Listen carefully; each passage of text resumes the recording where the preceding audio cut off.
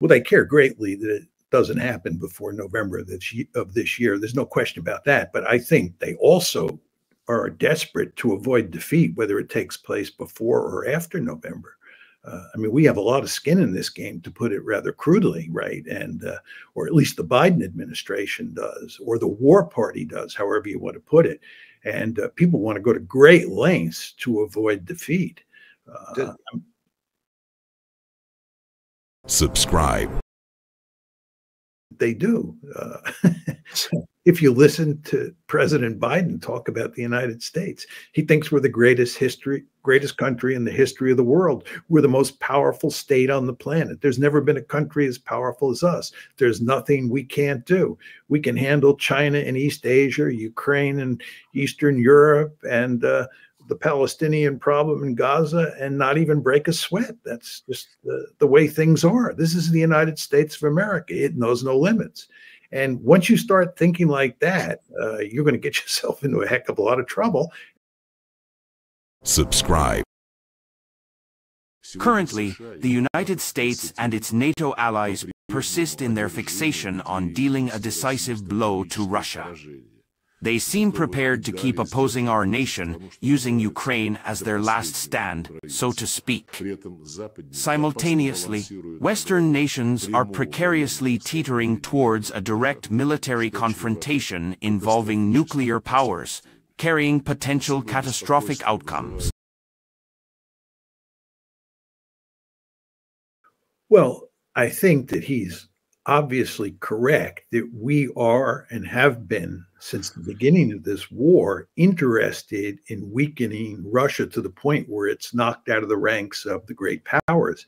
We were hoping that the Ukrainian army could deliver a hammer blow to the Russian army inside of Ukraine, and that, coupled with the sanction, would bring the Russians to their knees. It obviously hasn't worked, and now we're in a situation where the Russians are basically in good shape. They're on a roll, and it looks like Ukraine and NATO are on the verge of a significant defeat, which raises the question, how will we up the ante? And one can make an argument that we have to be very careful here in responding to a possible defeat or to an actual defeat. Because if we escalate, the Russians will counter-escalate, and that could lead to serious trouble. I'm not sure what the Russian response would be, but thankfully it would not be military. And what I worry about is where you get into a situation where we ratchet things up militarily. For example, put boots on the ground in Ukraine, or use American or NATO air power to redress problems on the Ukrainian battlefield, and the Russians then retaliate, and we end up in a great power war. That's my major concern. I think that the Russians will retaliate. There will be economic consequences if we confiscate their money, but I don't think that will lead to any fighting between the two sides, and that's what I really care about.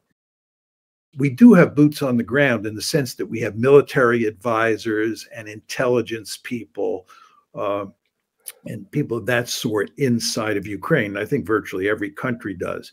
But we don't have any combat forces in there. We don't have fighting forces. We don't have any infantry units or artillery units, at least that we know of. And when people talk about, putting boots on the ground, they're talking about taking large-scale French forces or large-scale American forces and putting them in places like Odessa. That's the nightmare scenario. I don't think we're going to do that, and I don't think that the Biden administration would dare to let the French do it. So all the evidence at this point is that we won't be foolish enough to put serious boots on the ground. But the fact is the French are not going to do it. It was just Macron who was talking about doing that. The Germans made it unequivocally clear that this was a nutty idea. And there's all sorts of evidence that people inside of France think that Macron is delusional. It could be that he was just trying to scare the Russians or something like that. It was an empty threat that he thought the Russians might take seriously. But I find it hard to believe that the French alone would put forces in, especially if there was adamant opposition from all of France's principal allies, which there would be. Look at American foreign policy, both towards the Gaza war and towards Ukraine. It's filled with foolishness. Subscribe. I'm not sure. The more you watch it, the more you think that, maybe sometime this summer, it'll reach the point where there has to be some sort of ceasefire and you get a frozen conflict. Very hard to say. And what makes it difficult to say is the Ukrainians who do fight, and not every Ukrainian fights, but those Ukrainians who do fight are really filled with nationalistic fervor, and they are willing to fight and die till the very end. So there are a lot of Ukrainians who are willing to continue fighting, even as things go south. And that makes one think that their army won't collapse. It won't fall apart at some point in the near future. But on the other hand, all armies have breaking points. And when you look at what's happening to the Ukrainian army, you can tell a plausible story about how it cracks sometime this summer or maybe in the fall. Subscribe. Boy, my intuition is that there's no meaningful back channel here. You certainly see no evidence of it whatsoever. It is possible we're just missing something. And as we were talking about a few minutes ago, people like Sullivan surely understand, and Biden and Blinken as well, that Ukraine is in a grim situation and there's not much we can do to rescue that situation.